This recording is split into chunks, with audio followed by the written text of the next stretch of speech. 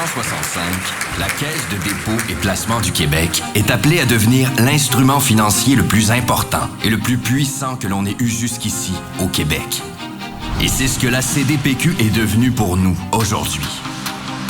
Avec ses 400 milliards de dollars sous gestion, investis à travers le monde dans des actifs bien positionnés.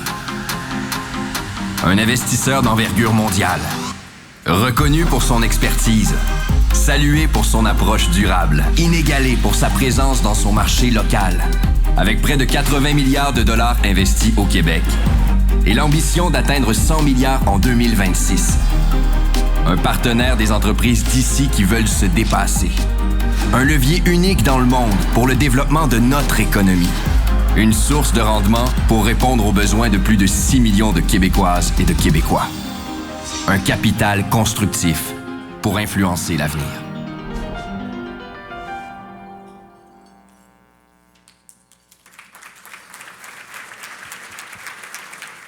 Bonjour à tous et à toutes. Bonjour Charles. Bonjour Julie. Bon, je voulais être certain que ça fonctionnait. Donc, premièrement, Charles, merci de m'avoir invité à participer à cette conversation-là.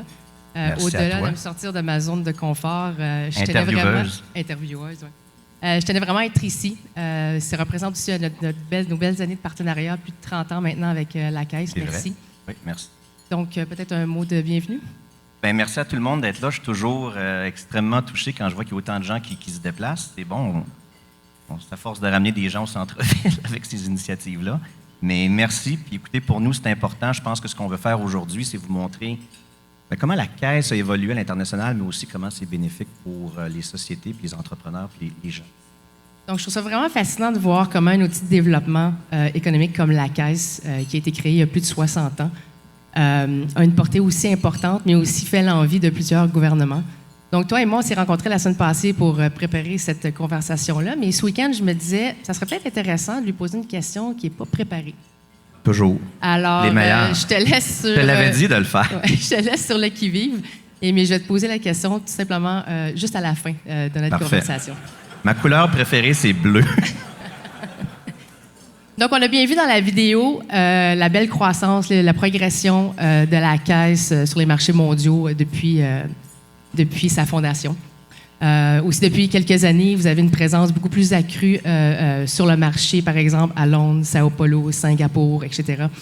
Alors, d'entrée de jeu, est-ce que tu pourrais nous donner un peu un aperçu de où en est la Caisse aujourd'hui? Oui, parce que on essaie de donner le portrait global, parce que les gens nous voient souvent une transaction après l'autre, mais ce que j'aime bien, c'est toujours, j'appelle la boule de 400 milliards, de qu'est-ce qu'elle a l'air. Peut-être juste parler du combien vite, bien que M. Lemonde en a fait allusion, puis je dirais après ça le comment, c'est-à-dire d'où on vient, où on va, puis pourquoi on veut faire ça. Donc oui, 400 milliards au total, mais 300 milliards à l'international, et puis une douzaine de bureaux à travers le monde. On l'oublie aussi, beaucoup de gens, des équipes locales sur place. Plus de 200 personnes qui sont là, qu'on a recrutées, qui sont sur tous les continents. Et si on regarde le 300 milliards, sa vélocité, dans les 5 dernières années, on a eu une hausse, donc déploiement, rendement, une hausse de 170 milliards en 5 ans à l'international. Et ça, l'élément qui est intéressant aussi, c'est qu'on a acquis des actifs phares au fil du temps. On ne fait pas ça que pour la visibilité, mais évidemment, c'est venu. C'est toujours une bonne chose. Donc, si on vous promenait un peu, des gens me demandaient tout à l'heure, on est encore propriétaire, un des actionnaires de l'aéroport de Heathrow à Londres, qui est un des plus grands dans le monde. On est propriétaire d'Eurostar, qui est le train à grande vitesse qui passe sous la Manche. Si on vient vers ici, en Amérique du Nord, l'équipe d'Ivanhoé est propriétaire du 1211 Avenue des Amériques, qui est un gratte-ciel de plus de 45 étages, très près du Rockefeller Center, qui abrite le Wall Street Journal. Donc, ça nous a amené une certaine visibilité, ces actifs-là. Le comment, c'est la partie importante. Si on regarde un peu, on en parlait tout à l'heure, la Caisse a commencé son expansion internationale, je dirais de façon un peu plus significative, depuis un peu plus de 5 ans, je dirais 7 ans et demi. Qu'est-ce qu'on a fait pendant cette période-là? On a ouvert des bureaux, on a engagé des gens, on a fait des transactions. C'est parfait, c'est l'étape normale. Mais là où on voulait se rendre, quand je suis arrivé en 2020, pour moi, le 2.0 de cette expansion internationale-là, c'était de passer d'une entreprise qui est présente mondialement à une organisation qui pense et qui agit globalement. C'est juste deux mots de différence, mais c'est un monde de différence, le faire arriver. C'est une destination. Et puis pour moi, on avait besoin, dans un monde qui devenait plus compliqué, d'une stratégie géopolitique concertée, établie. Et donc, l'axe d'intervention, pour moi, qui a pris forme, c'était CDPQ mondial. On en a parlé tout à l'heure, créer ça en 2020. Sous le leadership de Marc-André Blanchard, mais qui se fait en équipe là, avec toutes les équipes d'investissement. Mais je voulais un groupe dédié qui n'est pas pris dans le transactionnel à tous les jours, parce que les équipes d'investissement ont beaucoup de travail à faire, acheter des actifs, vendre des sociétés, les gérer. Il y avait 5 axes là-dedans. CDPQ mondial, c'était un groupe qui allait faire rayonner notre marque à l'international, identifier des partenaires clés localement. Après ça, quand on a investi, qui nous aident dans la gestion de ces actifs-là, en ouvrant des canaux avec les autorités réglementaires, les différents gouvernements, faire valoir nos droits, protéger nos intérêts. Après ça, un élément très important, faire des maillages ciblés avec les entreprises du Québec, avec tout ce qu'on détient à l'international. Puis le dernier, qui était une cohésion organisationnelle, parce que tous nos chefs de bureau sont impliqués sous le leadership de Marc-André. Et donc ça nous a amené ailleurs. Et quand on y pense, c'est très important. Ils ont fait ça pourquoi, dans le fond? Bien, ça aide au niveau de la marque. On est dans un espace extrêmement concurrentiel. Juste avoir des capitaux, c'est pas un élément distinctif. Et donc, on regarde des prix qu'on a reçus, que j'aime bien, que je suis bien fier. Les équipes aussi ont été identifiés comme le fonds de l'année sur plus de 400 fonds de pension à travers le monde par Global SWF, qui est une référence dans l'industrie. Également numéro 1 dans le monde en investissement durable par le World Benchmark Alliance, qui est annoncé à la dernière COP. Mais tu dis tout le temps, ça m'achète-tu un café, ça? Puis après qu'on a le prix, qu'est-ce que ça fait? C'est que la réalité, c'est que les gens comprennent encore mieux qu'une réputation comme ça, qu'est-ce que tu représentes, qu'est-ce que tu recherches, c'est quoi les valeurs qui t'animent, et ça nous amène des opportunités d'investissement sur une base exclusive qu'on n'aurait pas autrement, puis qui peuvent souvent se traduire par des rendements très intéressant par nos déposants. Fait que c'est comme ça qu'on essaie de faire une cohésion sur notre image mondiale puis notre plateforme.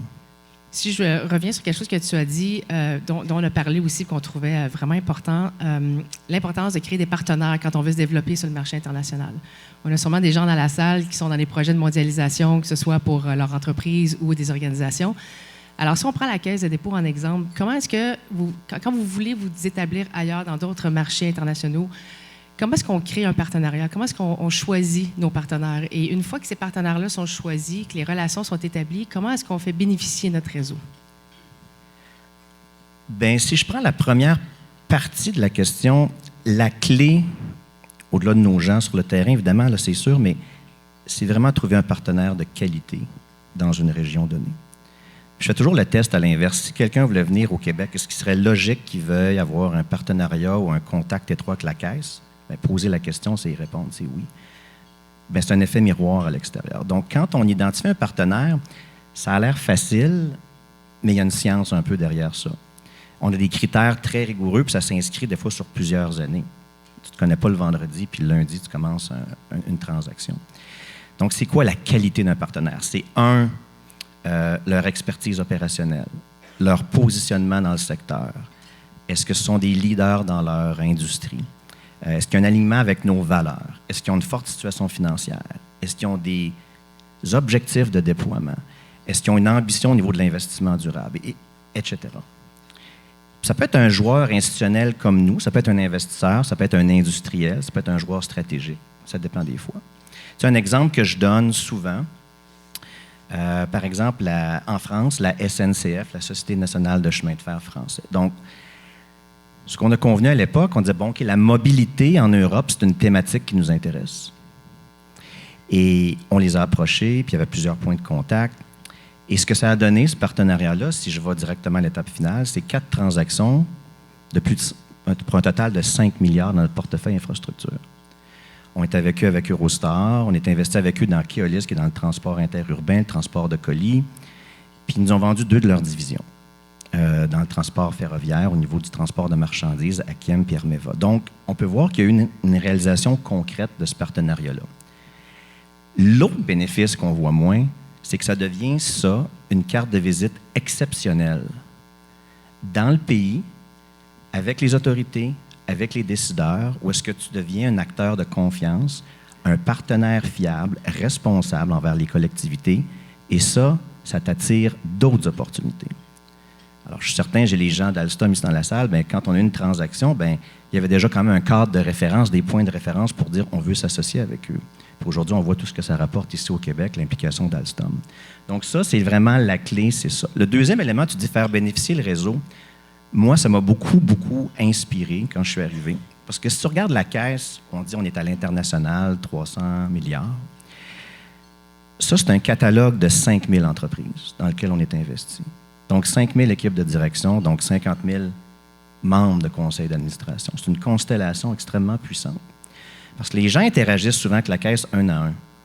La magie qui s'opère, c'est quand ils voient derrière, ils font partie de quel groupe, puis comment on peut tirer des synergies de ça. Donc, quand je rencontre une PDG ou un PDG du Québec, je dis tout le temps, je suis sûr que dans ce catalogue-là, il y a quelque chose pour toi là-dedans. Il y a certainement une cible qui t'intéresse, qu'on peut approcher ou qu'on peut t'aider à identifier. Ou c'est sûr qu'il y a une de ces entreprises-là dans lesquelles on t'a investi qui est un client potentiel pour toi, que tu pourrais peut-être avoir un contrat, puis ça propulse ton expansion. Ou que c'est un fournisseur qui peut t'amener une expertise de classe mondiale pour régler un problème que tu as. Ou un membre d'un conseil d'administration qui est exactement ce que tu as besoin sur ton conseil.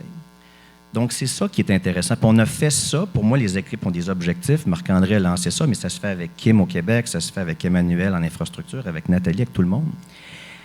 On a fait un par semaine depuis qu'on a commencé ça il y a un an. Donc, il y a un intérêt. Et puis, les gens s'opèrent. Puis on a fait des événements à Londres, à Paris. Tu as participé, tu étais là. Mes amis de Cogeco que je vois dans la salle, Philippe et Louis.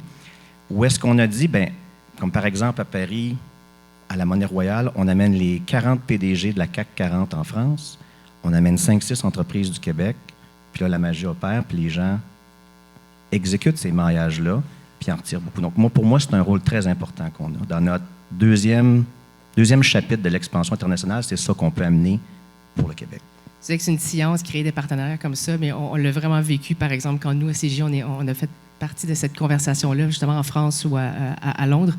La force de votre réseau, elle est extrêmement impressionnante. De pouvoir rencontrer des PDG avec qui on a déjà des relations, mais renforcer ces relations-là, mais aussi de rencontrer des nouveaux PDG avec qui on n'a pas de relation. C'est une super carte de visite. Vous faites un travail extraordinaire à ce niveau-là. Oui, puis on veut que les gens n'hésitent pas. On est là pour vous. Ça fait partie de notre mandat, en ce qui me concerne. Puis pour les équipes, c'est la même chose. Maintenant, j'aimerais t'amener un peu ailleurs sur une question qui est... la question... Non, pas encore à la fin. Okay. Non.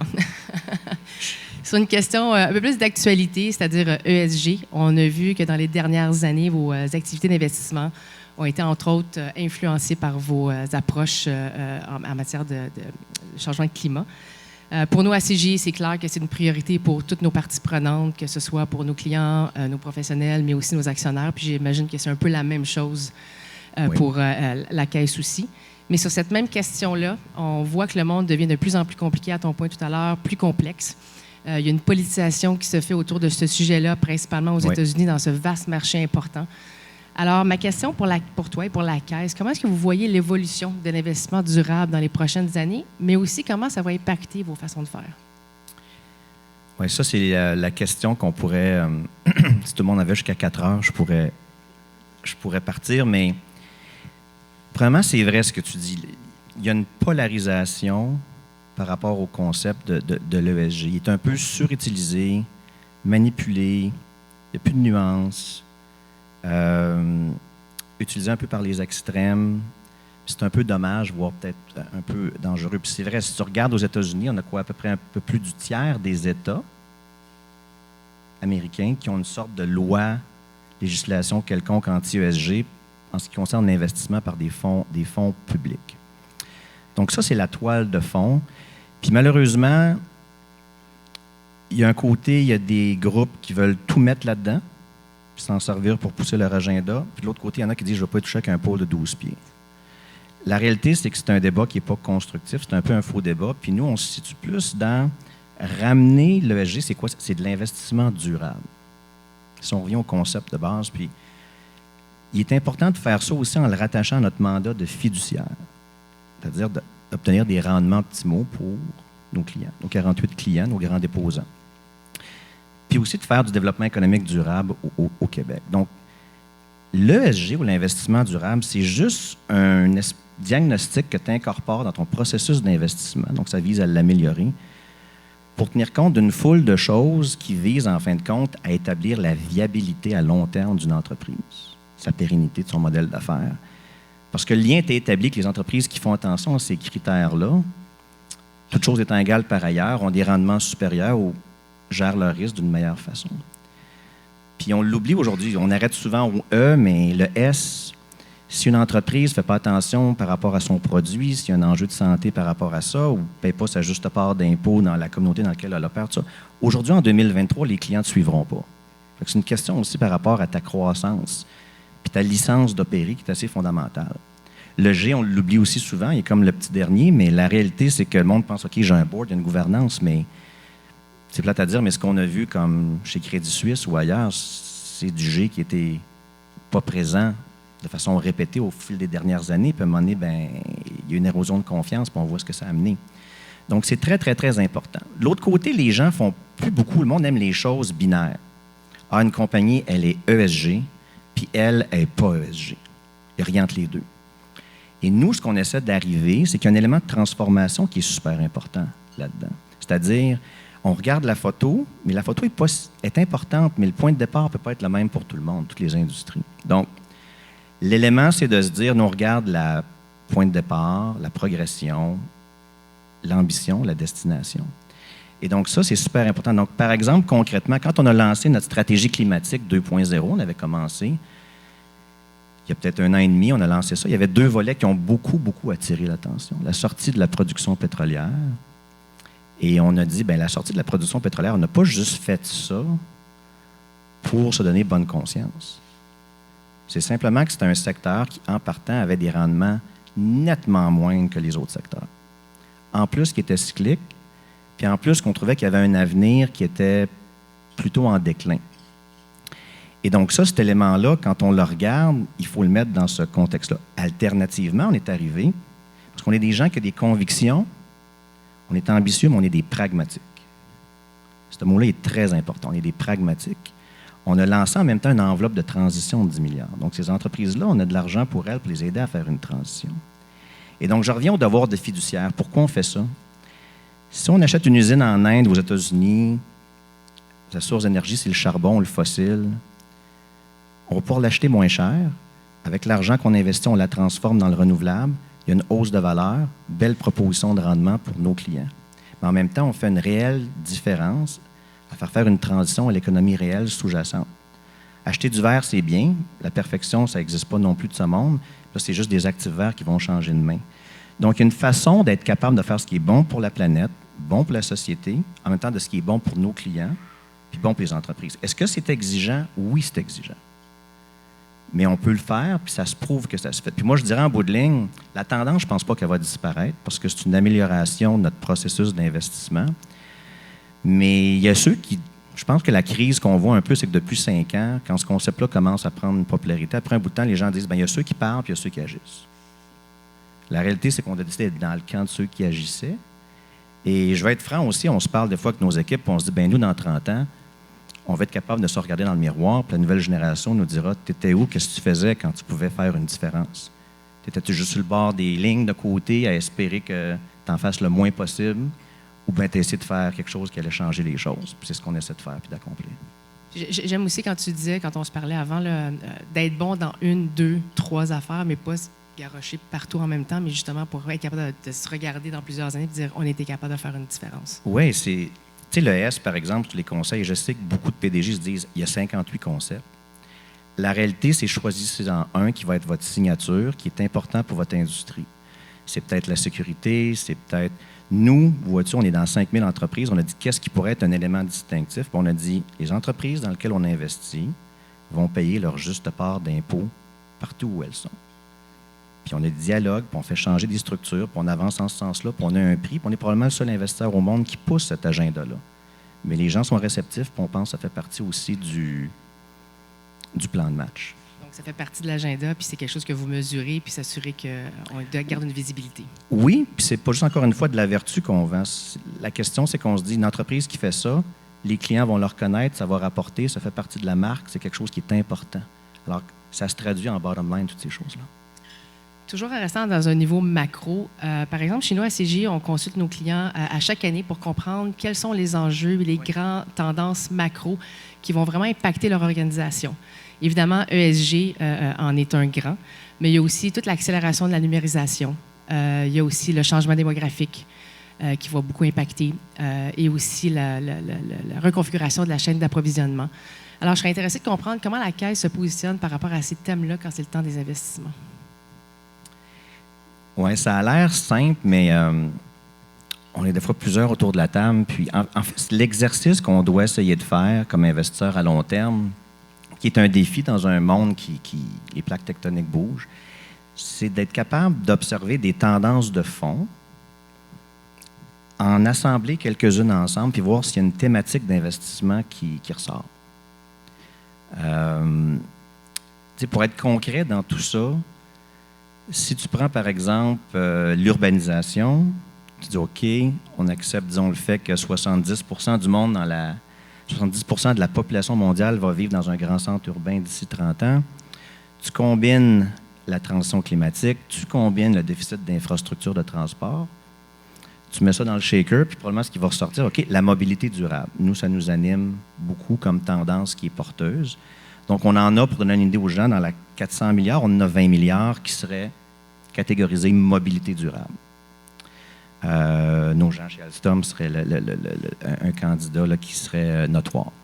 Un autre exemple serait les tendances qui seraient au carrefour de la numérisation de l'économie, tu as parlé, la montée du commerce en ligne, les besoins des chaînes d'approvisionnement, qui est de la résilience, un peu de redondance, des inventaires parce qu'on ne veut pas se retrouver à court à cause de ce qui se passe au niveau géopolitique, l'urbanisation. Bien là, c'est la logistique.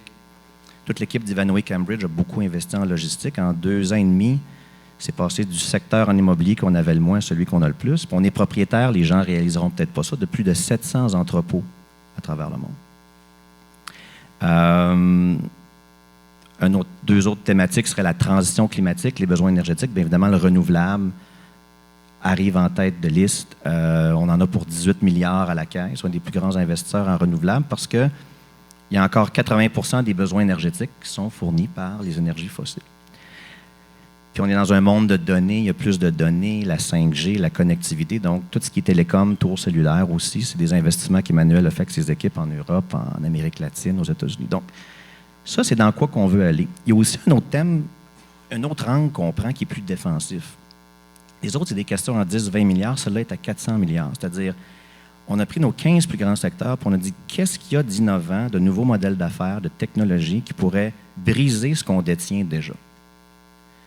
Et donc, on va prendre le secteur de l'assurance. Il y a 15 sous-secteurs là-dedans, puis on va dire c'est quoi le degré de vulnérabilité, qu'est-ce qu'il y a comme innovation technologique. Ils ne sont pas tous affectés de la même façon. Qu'est-ce qu'ils font au niveau cybersécurité? Puis s'il y en a un secteur qu'on est plus à risque, on est-tu en dette? Ah, c'est moins pire, en équité. Alors, on a tout passé ça au peigne fin. Donc, c'est aussi important d'investir, de se poser la question, mais aussi de voir qu'est-ce qui pourrait être l'angle mort que tu ne vois pas venir puis qui vient de frapper. Alors, c'est ces deux aspects-là qu'on essaie de toucher. Mais c'est complexe. C'est complexe parce que faut que tu reconnaisses qu'est-ce qui arrive, puis ça prend plusieurs têtes autour de la table. Oui, tout à fait. Passons maintenant au Québec. Je sais que c'est important pour la Caisse, mais pour toi, pas important pour toi aussi d'aider les entreprises d'ici à continuer à se développer, établir des bons partenariats, comme par exemple si on prend celui de CGI. En 2012, quand on a fait l'acquisition de Logica, vous nous avez grandement appuyé. C'est ce qui nous a permis de doubler les effectifs de CGI, mais aussi de s'établir en Europe, où on était peut-être moins présent, et d'avoir la présence que l'on a aujourd'hui. Alors, ma question, c'est comment est-ce que, dans votre mandat de contribuer au développement d'ici, cohabite avec votre poussée à l'international? C'est probablement ça la question qui, pour moi, résume un peu la thématique d'aujourd'hui puis que je voulais que les gens retiennent. Avant peut-être même de dire comment l'international nourrit le Québec et vice-versa, peut-être juste dire encore une fois le point d'ancrage qu'on a au Québec, qui est très fort. Donc, on l'a vu dans la vidéo, 80 milliards investis au Québec, toutes classes d'actifs confondues, Mais 80 milliards sur 400 milliards, c'est pas la bonne représentativité. Ce qui est plus pertinent, c'est pas combien il y a à la caisse au Québec versus où est-ce qu'on l'a investi ailleurs, c'est comment on a investi au Québec par rapport à la taille de l'économie du Québec. Et ça, l'économie du Québec, c'est 500 milliards de PIB à peu près. Donc, 80 milliards sur 500 milliards, vous regarderez dans le monde, tout fonds de pension confondu, on est numéro 1, point barre. Et cette proportion-là, dans l'économie du Québec, a doublé en 10 ans. Elle a augmenté de 30 % dans les 3 dernières années. Pourquoi je dis 3 dernières années? C'est pas que c'est lié à moi, c'est parce qu'il y a quand même eu 3 années de crise assez complexes. Donc, on a été là pour les Québécois, les Québécoises, pour les entreprises. Même pendant la crise, on n'a pas ralenti. On va se rappeler l'enveloppe de 4 milliards qu'on avait lancée quelques jours après que la pandémie avait été déclarée.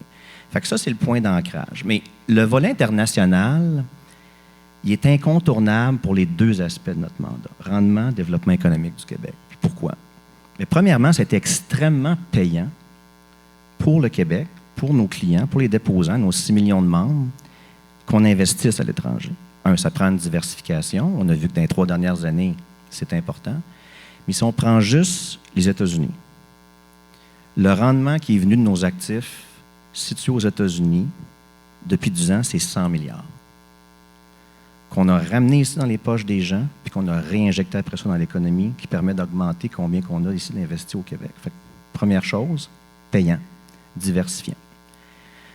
Le deuxième volet, qui est le volet de développement économique, là, il y a plein de dimensions qui s'ouvrent. Une, c'est de pouvoir aider les entreprises d'ici à aller à l'international. Donc, si on a besoin de nous, ça vient souvent sur mon bureau, Kim vient me voir, ou toutes les équipes, parce que j'ai beaucoup d'intérêt. Pourquoi? Parce que là, on peut prendre une position dans leur actionnariat, ils achètent à l'extérieur. Si on veut créer de la richesse, il faut aller en chercher également à l'extérieur, parce que le Québec, c'est une grosse économie, mais c'est 1 % dans le monde du PIB. Et là, tu peux permettre à l'entreprise d'accélérer sa croissance. Elle devient aussi plus grosse. Effet inverse, meilleure défensive, c'est l'offensive. Elles sont plus difficiles à acheter si elles sont plus grosses et qu'on est présent. Donc ça, c'est très, très, très puissant. Si on prend une statistique, depuis 5 ans, il y a une entreprise de notre portefeuille qui fait une acquisition à l'international à chaque semaine depuis 5 ans. Si on a Solmax, on parlait, moi et Marc-André tout à l'heure, de Solmax, on les a amenés voir à Singapour. Depuis qu'on a investi, c'est un leader mondial. Ils ont fait x10 avec leurs revenus. Ils sont dans les produits géosynthétiques. Innocap, des entreprises parfois qu'on connaît moins, leader mondial comme plateforme de comptes gérés dans l'alternatif. Ils ont fait une transaction avec BNY Mellon. On a appelé le CEO de BNY Mellon. On a dit, ces gens-là, tu peux les truster. On est derrière eux. Ils vont gagner. Ils l'ont fait, puis sont même restés dans la transaction.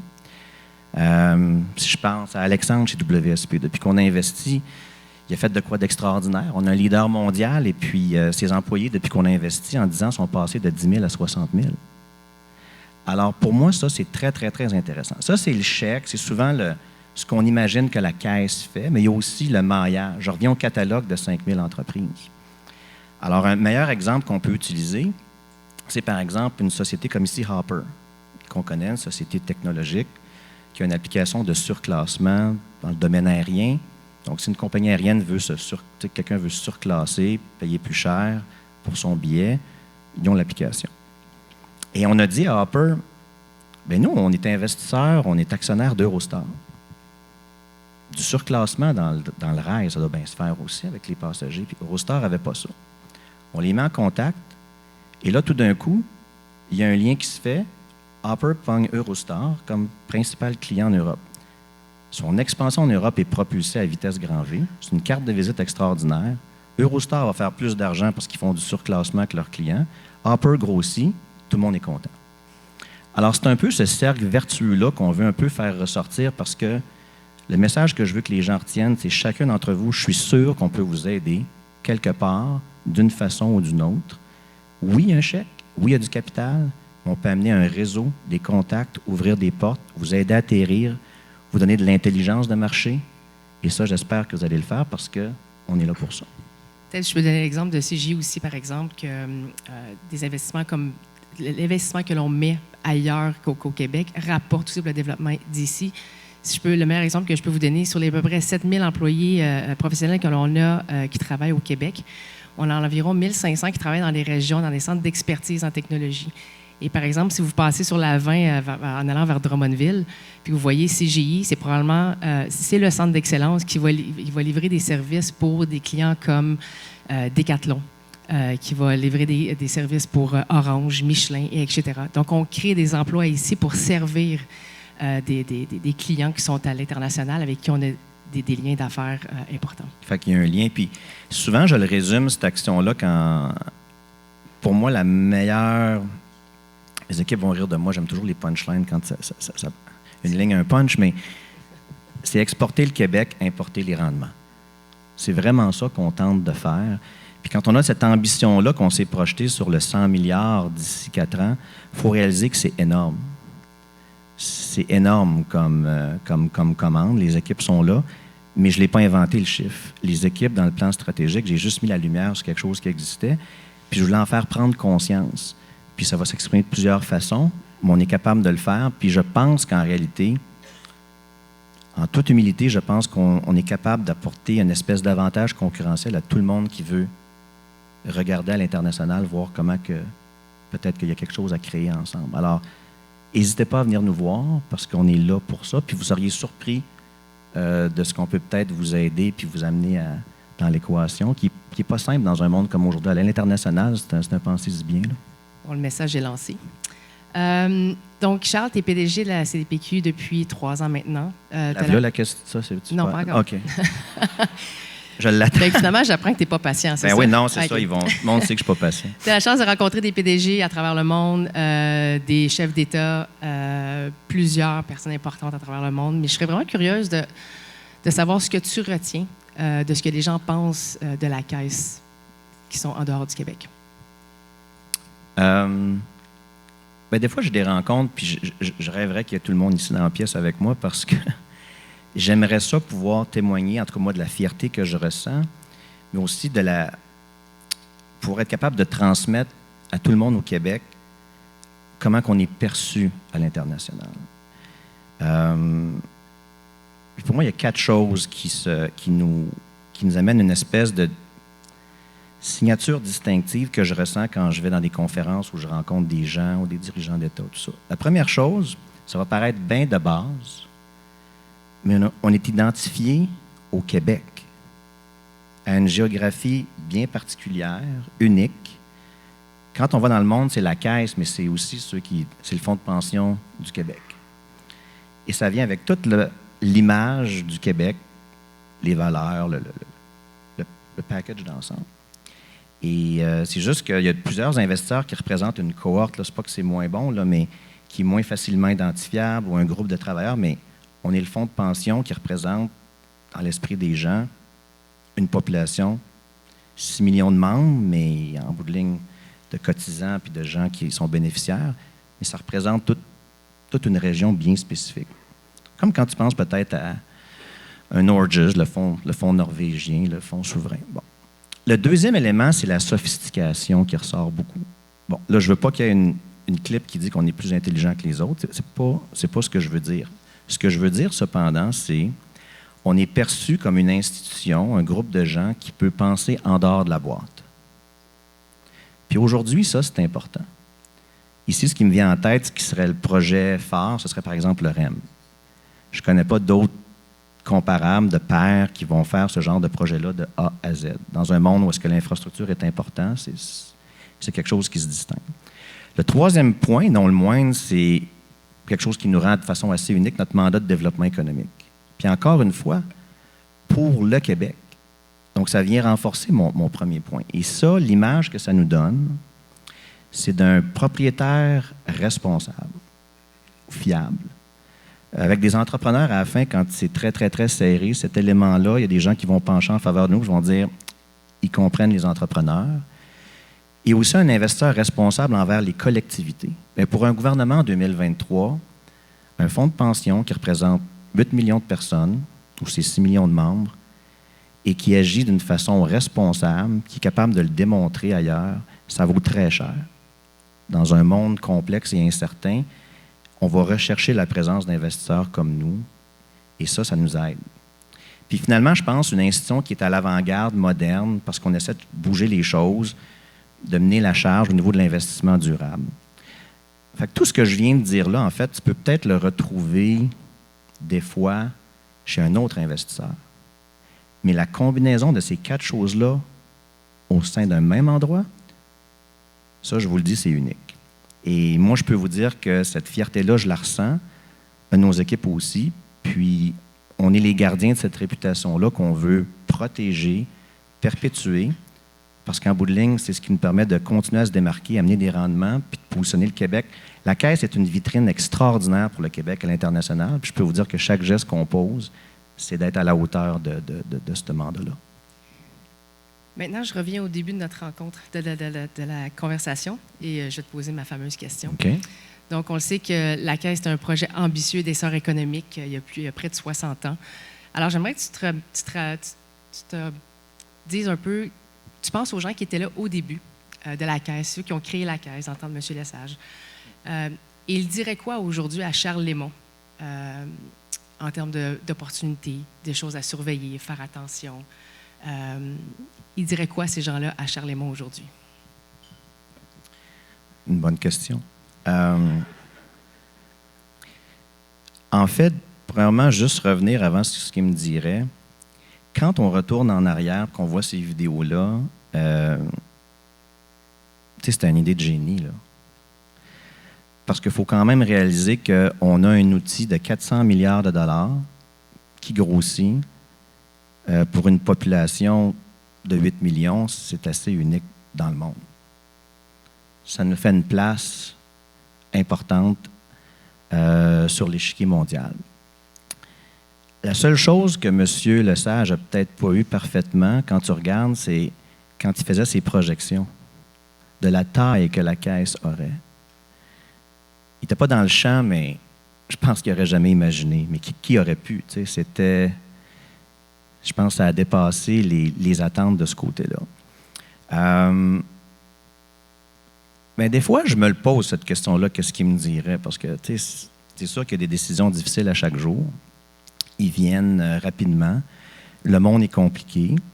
Mais je pense qu'il y a un passage du flambeau dans tout ça où est-ce que pour mes équipes, c'est très important de continuer à représenter le Québec, être fier de ce qu'on fait, agir dans l'intérêt de nos déposants, puis continuer à utiliser cet outil-là de levier de développement économique. Au fil de l'histoire, des fois, il y a peut-être 20 ans, 25 ans, il y a des endroits qui se sont demandés c'est quoi ce mandat-là, ça marche-tu ensemble? La réalité, c'est que c'est une combinaison unique, extraordinaire. Et puis, ça s'est avéré vrai. Puis je pense que dans l'environnement d'aujourd'hui, il y a bien des gens qui regardent et qui se disent c'est pas complètement fou, cette affaire-là. Et je pense qu'on a réussi à en faire la preuve. Nous, mais les générations auparavant également. Fait que je pense que c'est de continuer, je dirais, à transmettre cette culture-là, transmettre cet état d'esprit-là, puis d'avoir cette fierté-là de pouvoir continuer à faire avancer les intérêts de nos déposants, puis en même temps de ceux du Québec. Puis c'est inspirant parce que je les vois, je parle à nos déposants. Il y a une nouvelle génération qui émerge parmi ces déposants-là aussi. Puis ça reflète aussi ce qui les intéresse, puis ce qui les préoccupe. Ils sont en phase avec nous, on a leur support. Pour moi, c'est essentiel, parce que je ne veux vraiment pas perdre ça, ni les équipes. Donc, je pense qu'un Jean Lesage nous dirait continue, mais le test ultime, c'est toujours le suivant. Quand je parle avec les équipes, des fois, il y a des dossiers très difficiles, on n'est pas trop sûr. On y va-tu, on y va, on a tout considéré. Mais à la fin, on gère l'argent que les gens ont gagné à la sueur de leur front. Et je m'imagine toujours à la fin, le test ultime, c'est comme je suis assis dans la cuisine devant mes parents, puis je leur dis, si vous aviez 25 000 $ à mettre, le metteriez-vous là-dedans? Puis je leur fais le pitch. Des fois, la réponse me vient assez facilement. Donc, ce que je dirais, c'est que de continuer à avoir cet agenda-là d'ambition, avancer avec humilité, mais pas oublier qu'on a 6 millions de patrons, puis d'être à hauteur de leurs attentes. C'est ce qui finit très bien la conversation. Charles, je te remercie infiniment de ton temps pour cet échange-là. Merci, Julie. Ça nous a permis de comprendre la Caisse sous une perspective plus mondiale. Alors, merci à tous et à toutes de vous être déplacés. Merci. Merci, Julie.